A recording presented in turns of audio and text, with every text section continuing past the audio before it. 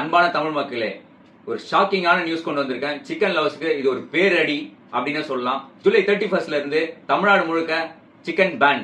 தமிழ்நாடு மற்றும் புதுச்சேரியில இருக்க கறிக்கோழி விற்பனையாளர்கள் கூட்டமைப்பு இந்த முடிவை இன்னைக்கு எடுத்திருக்காங்க. இன்னைக்கு ஜூலை 27.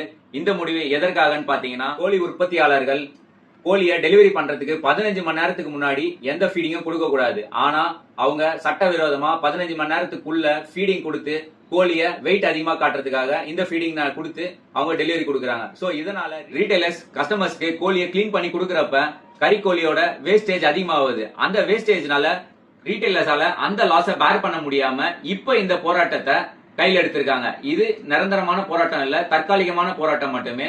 மேலும் புதன்கிழமை அன்னைக்கு கேரளா அசோசியேஷனும் சேர்ந்து இந்த போராட்டத்துக்கு ஆதரவு கொடுத்திருக்காங்கன்னு சொல்றாங்க.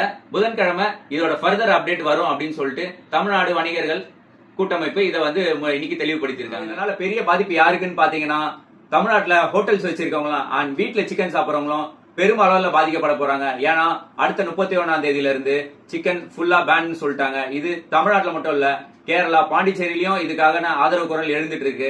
கறி விற்பனையாளர்கள் சங்கம் இது பெரிய ப்ரொடெஸ்டா இந்த வாட்டி அறிவிச்சிருக்காங்க. நெக்ஸ்ட் என்ன நடக்க போகுதுன்னு யாருக்குமே தெரியல.